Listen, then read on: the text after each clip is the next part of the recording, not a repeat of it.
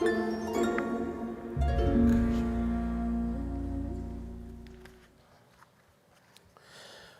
very excited about the start of this series that we're calling Monsters, where we're going to look at monsters in the Bible.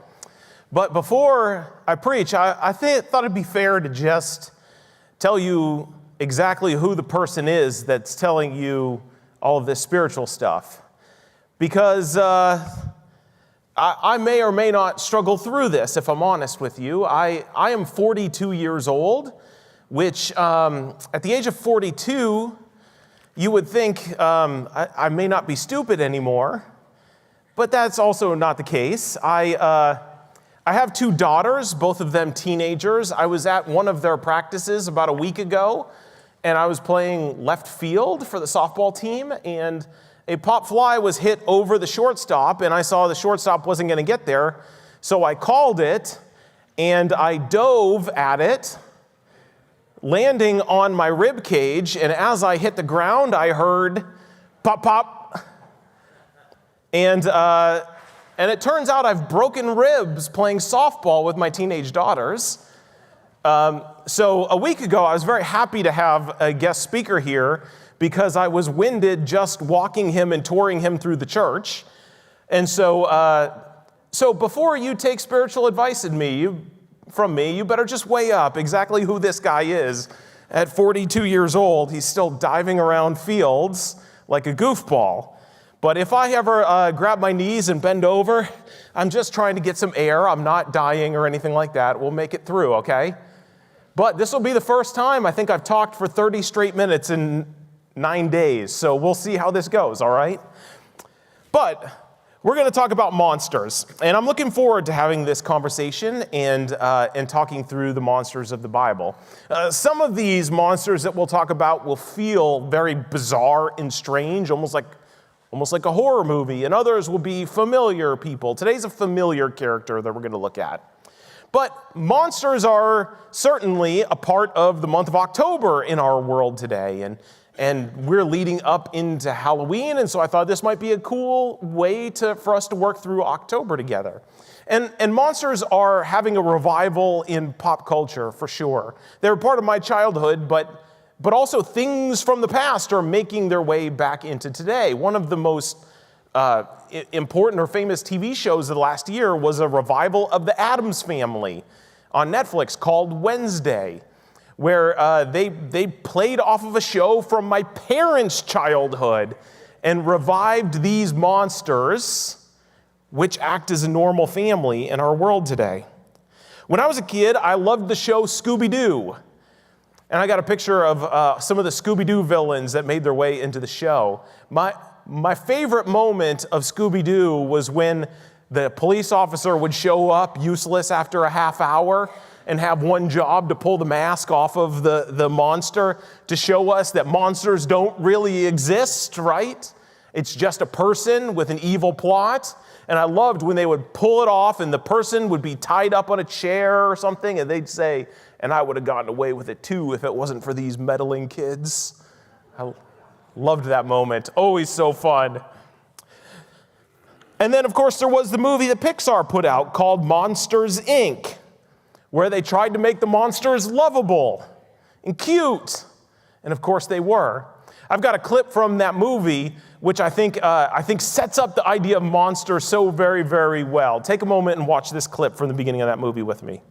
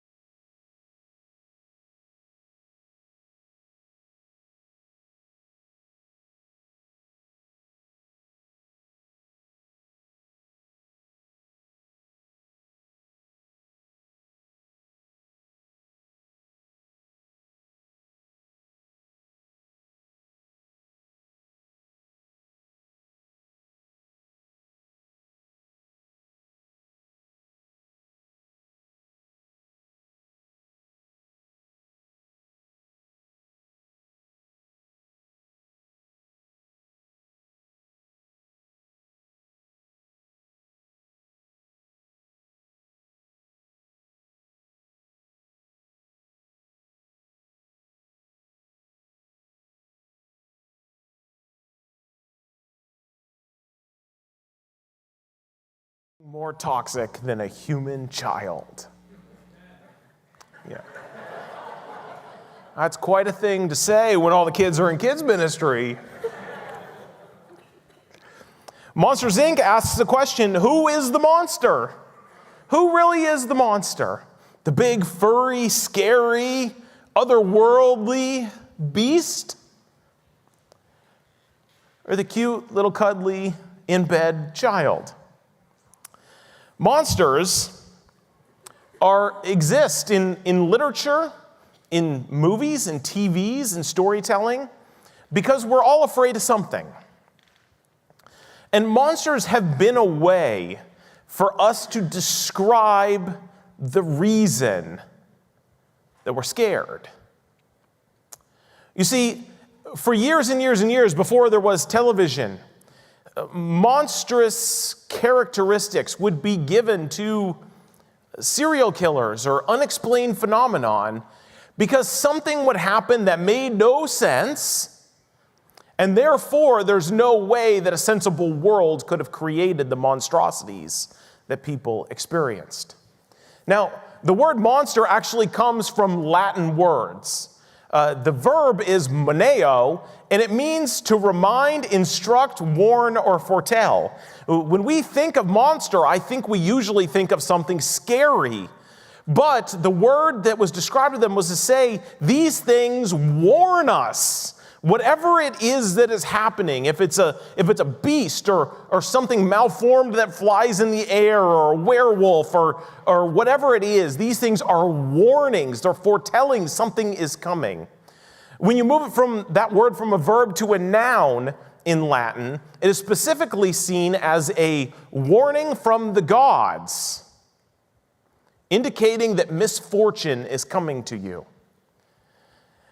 And the reason that people think that monsters bother us, people who study this, literary scholars, think that monsters bother us, is because they often violate the moral order of the universe. The universe works a certain way, and something happens to violate that universe. Oftentimes, when you think of monsters or you see them in old books or in movies, it's like a Birdman. That violates the moral order of the universe. There's no way to make a bird and a man together. A man becomes like a wolf and begins to sink their teeth. It's a werewolf. No human should have that kind of lust for blood. So we make them into monsters because something is violating the way the world ought to be. And so we create in our storytelling, our description of what we've seen to be a monster because the way the world ought to work is not working that way at all. One example of a monster in literature is Frankenstein's monster. Now, you may think that's Frankenstein. That's not Frankenstein. That's Frankenstein's monster. Frankenstein had found some way to create life, and he began using this thing that he had found in order because he wanted to create something that was living. But as soon as he took the role of God and as creation tried to become creator, he became afraid of what he had created. And he immediately wanted to kill that which he had created. Which I think that story says a lot about God as creator, that he loves us rather than becoming terrified of us. Another monster that we know of is the werewolf of Bedburg. And this is in some ways the genesis of werewolf stories, but it was a real person. And the story was told in the community because, if we're honest, they could not put up with the truth. In their community of Bedburg, Germany, during the 30 Years' War, children were disappearing and being mauled and killed, and they could not figure out why it was happening, so they decided it must have been wolves who was doing this, because who would do such a terrible thing? And so one day the men of the community grabbed their guns and they focused on the wolf. They were going to kill the wolf so the children would stop being tormented in their town. And they saw something killing something, so they chased after it with guns into the woods, and they got there and they saw a man named Peter Stump. He lived in their town. They knew him. And they asked him, "Are you the one who's been killing all of the children?" And he responded by saying, "Yes. I made a deal with the devil when I was a child, and he gave me a belt that anytime I put it on, it turns me into a wolf because I have a bloodlust." This was his confession, that the devil gave him a belt that turned him into a wolf. And when he took the belt off, he went back to Peter's stump, and when he put it on, he became a wolf again. And his actions of killing 14 children in this small German town were so monstrous that the newspapers picked up this story and started telling it. We know the history of this story because a London newspaper wrote the story of the werewolf of Bedburg. When people do things outside of the moral order of the universe, such as killing children for their blood, we cannot make sense of such heinous acts. So we get to the point that we start believing in monsters. Even old Peter, who you've known since grade school, must have made a deal with Satan like he says he did, because who would ever behave that way? Now, in our world today, we would hear that story and we would say, "Well, that's a serial killer. That's heinous. That's disgusting. That's a serial killer." We have new categories to put our monsters into that make a little more sense to us. But in the Middle Ages, monsters was a helpful way to process the terrible things that happen in this sinful and broken world we live in. So today, the monster from the Bible that I want to talk about is a familiar one. His name is Goliath. His story is found in 1 Samuel 17. And the way he is described is beyond human.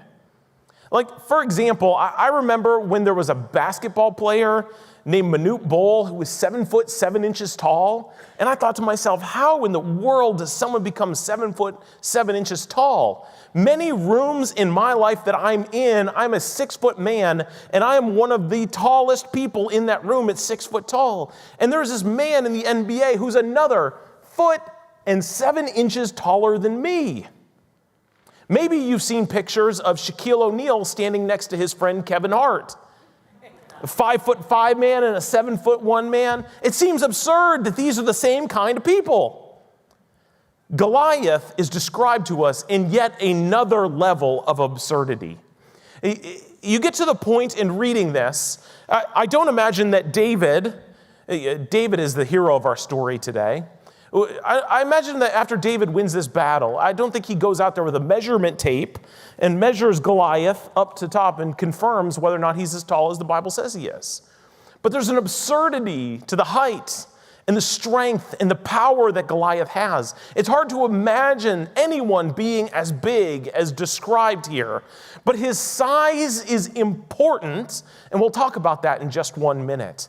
But the size he was, whatever it was, terrified the Israelites to the point that they had to make him even scarier than he was to justify their own cowardice. We're going to read today 1 Samuel chapter 17. It's a bit of a long one, so I'm going to invite you to stand, but if you can't stand for 50 verses, feel free to stay seated. That's okay. But would you stand with me if you're able as we read chapter 17 of 1 Samuel? Now the Philistines gathered their forces for war and assembled at Socoh in Judah. They pitched camp at Ephesh Dammim between Socoh and Azekah. Saul and the Israelites assembled and camped in the valley of Elah and drew up their battle line to meet the Philistines. The Philistines occupied one hill and the Israelites another, with the valley between them. A champion named Goliath, who was from Gath, came out of the Philistine camp. His height was 6 cubits and a span, which I'm told means 9 feet 9 inches. 9 feet 9 inches. Shaquille O'Neal plus 2.5 feet. 9 feet 9 inches. He had a bronze helmet on his... never mind. It's just absurd. I can't get over it.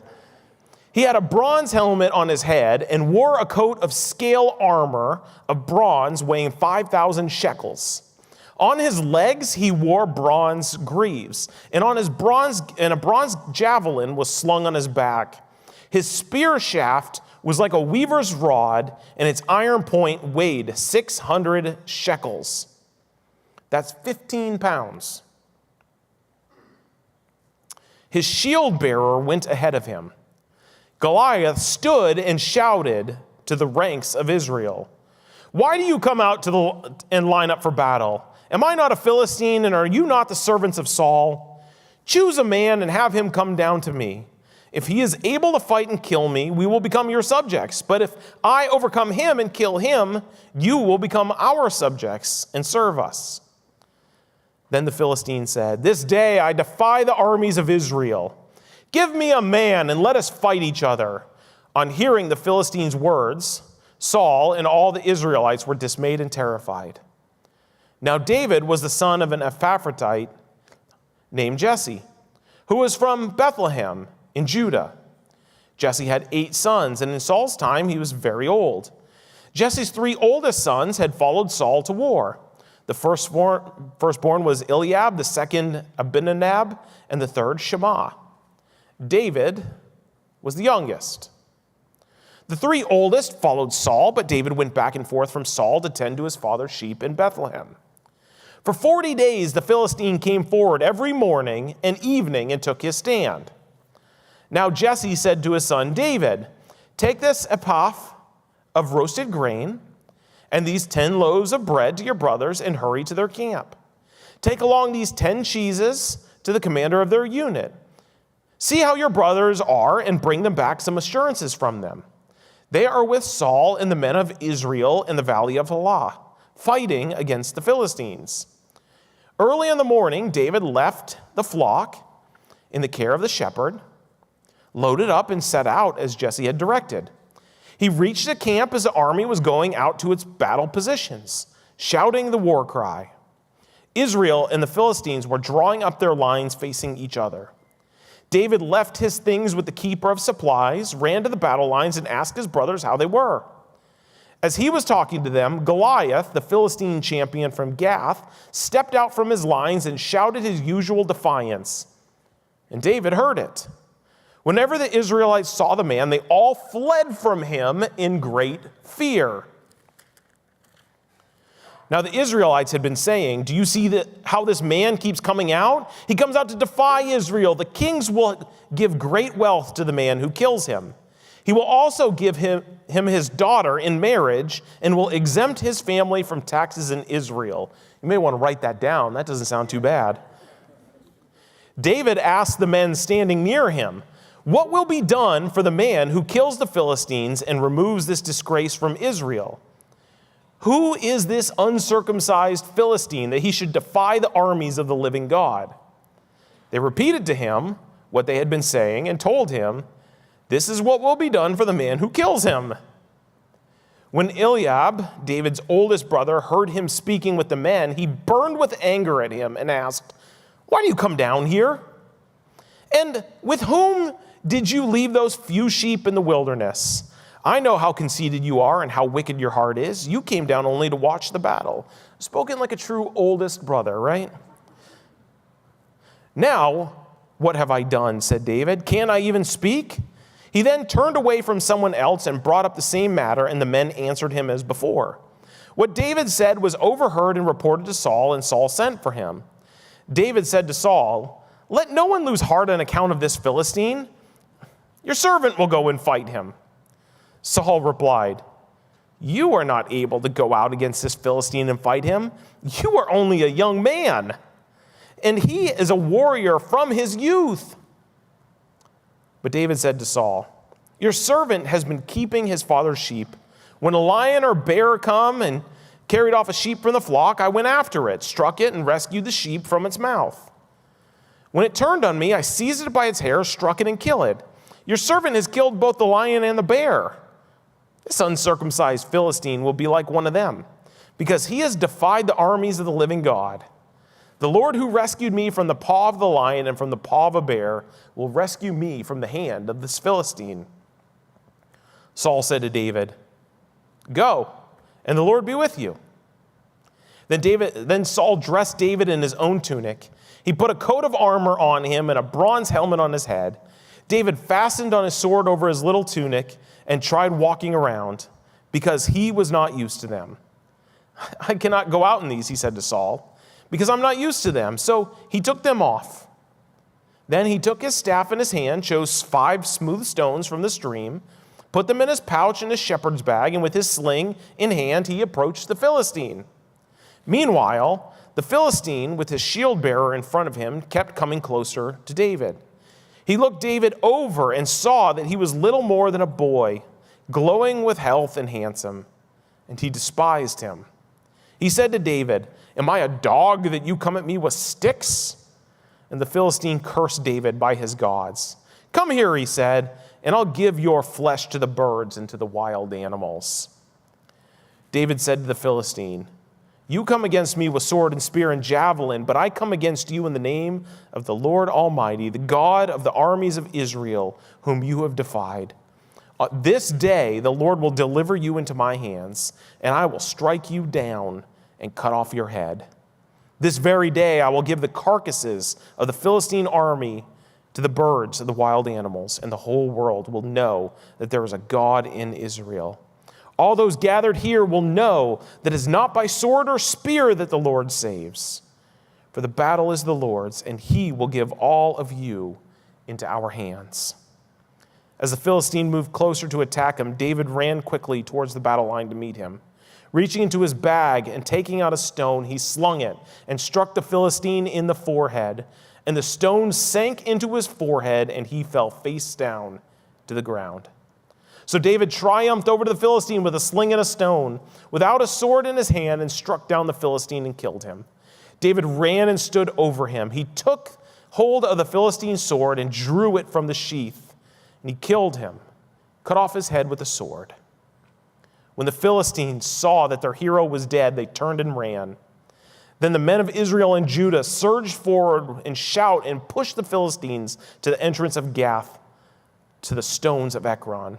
Their dead were strewn along the Sharam road of Gath and Ekron. When the Israelites returned from chasing the Philistines, they plundered their camp. David took the Philistine's head and brought it to Jerusalem and put the Philistines' weapons in his own tent. As Saul watched David going out to meet the Philistine, he said to Abner, commander of the army, "Abner, whose son is this young man?" This is a great king, by the way, sending someone out to battle he doesn't even know. Abner replied, "As surely as you live, your majesty, I don't know." The king said, "Find out whose son this young man is." As soon as David returned from killing the Philistine, Abner took him and brought him before Saul, and David, still holding the Philistine's head. "Whose son are you, young man?" Saul asked him. David said, I am the son of your servant Jesse of Bethlehem." This is the word of the Lord. Thanks be to God. You may be seated.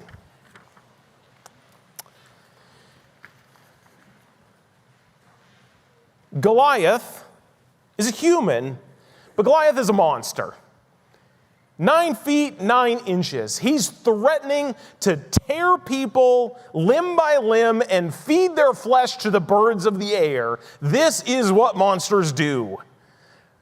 He terrifies a skilled and trained army. The idea of facing him one-on-one is just too much.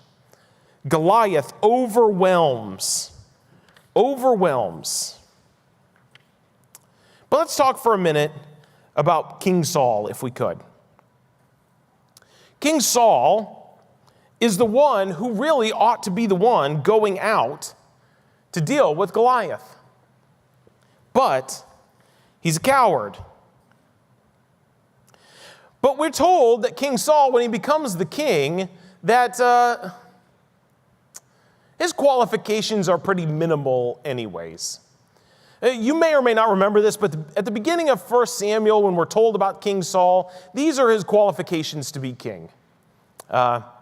He's tall, and he's handsome. Therefore, he's the king. Now, tall and handsome are nice qualities to have, to say the least. However, they'll only get you so far when you actually have to make difficult decisions or to show even just an ounce of bravery. Just an ounce of bravery. Instead, he is shuddering in his own tent, afraid of Goliath. And there's irony here. There's great and deep and important irony in this story. Saul is tall, maybe the tallest man in all of Israel. But like my mom always used to tell me, you may be smart, you may be athletic, you may be strong, but there's always someone smarter or stronger or more athletic than you. You'll always run into someone who's better prepared than you are for the moment. So you prepare. Saul is the tallest in Israel, but he's not the tallest in and among the Philistines. And so when he's been able to walk through his entire life taller and bigger than everyone, the very moment he runs into someone taller or bigger than him, he cowers. He's afraid.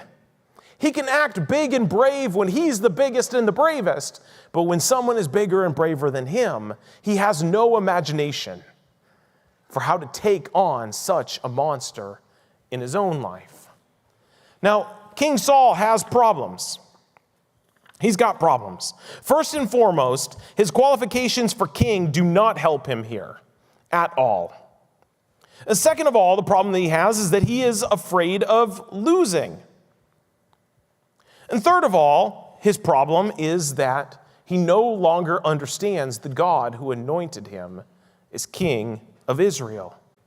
Saul seems to believe that the problem is his problem and in his hands.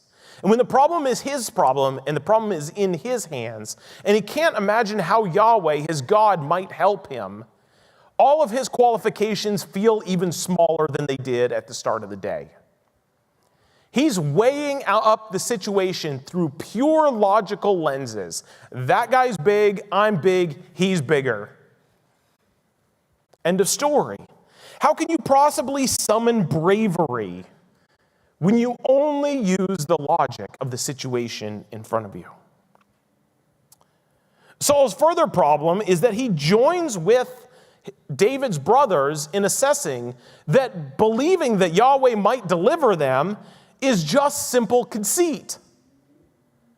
You see, when David says, this is just an uncircumcised Philistine, all of the men in the army say, that's a ridiculous assessment of this situation. Who cares that he's an uncircumcised Philistine? He's 10 feet tall.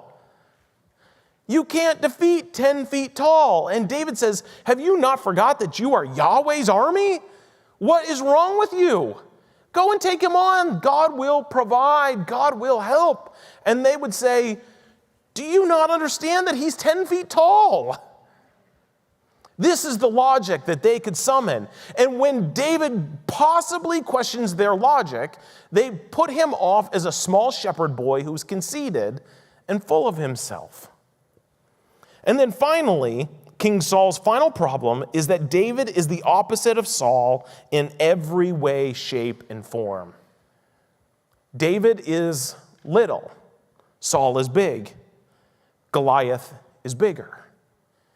David walking around talking a big game makes the situation even worse. Why is the runt of Jesse's litter talking like this?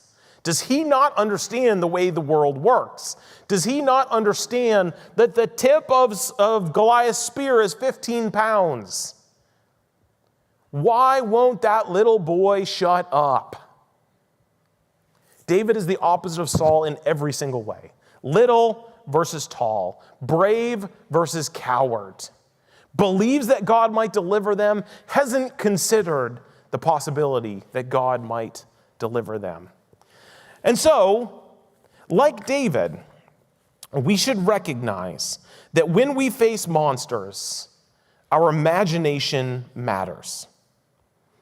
What it is that we see when we are afraid matters deeply, because what we are able to imagine can happen when God works on our side deeply, deeply, deeply has effect on how it is we will behave when we're afraid.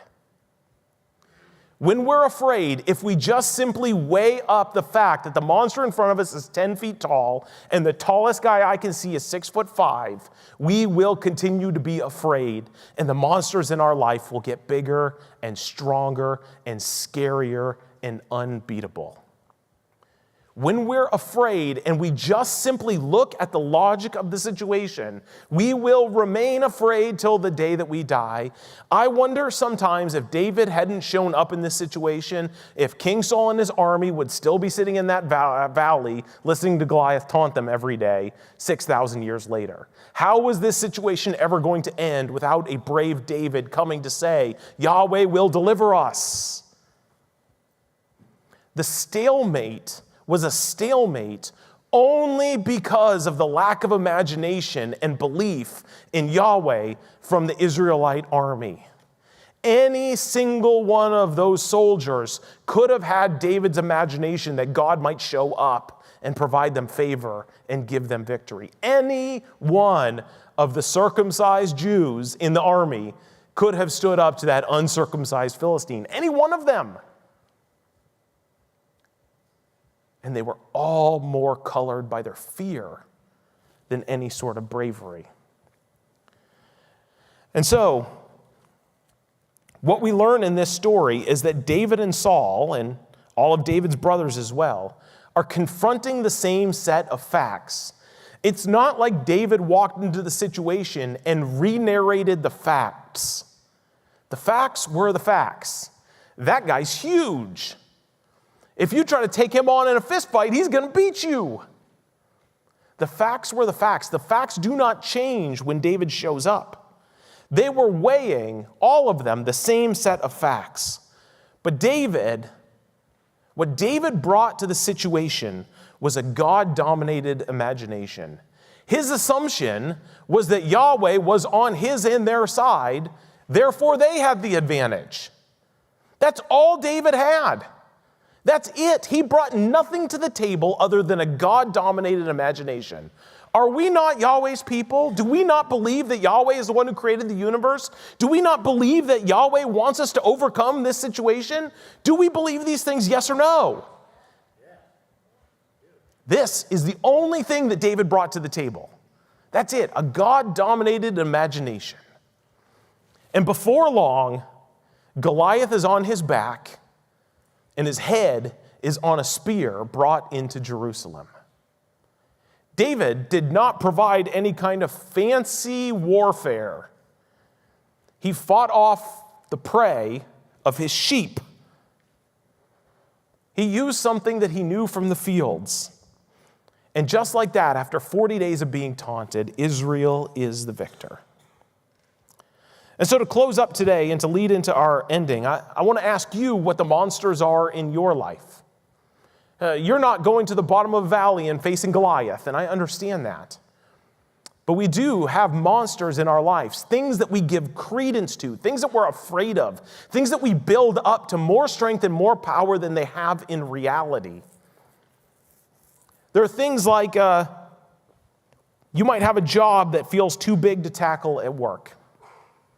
You might have unforgiveness in your family. You might be disappointed in your marriage.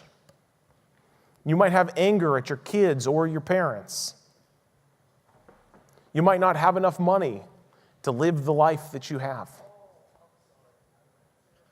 You might have a dream that's dead or seems dead. You might be confronting a bully. There might be violence that you can't stand up against for one reason or another. You might have an unfinished goal or a dream. You might have an addiction that you just can't beat, or you might have someone in your family or a friend that's overwhelmed with addiction. On and on and on. You know the situation. Illnesses, diagnoses, struggles. What is the monster in your life? And the question that I want to ask, I want you to ask yourself today as we head towards the table of our Lord is, am I giving this monster more oxygen than it deserves? Am I seeing this for all of the facts of the way this world works?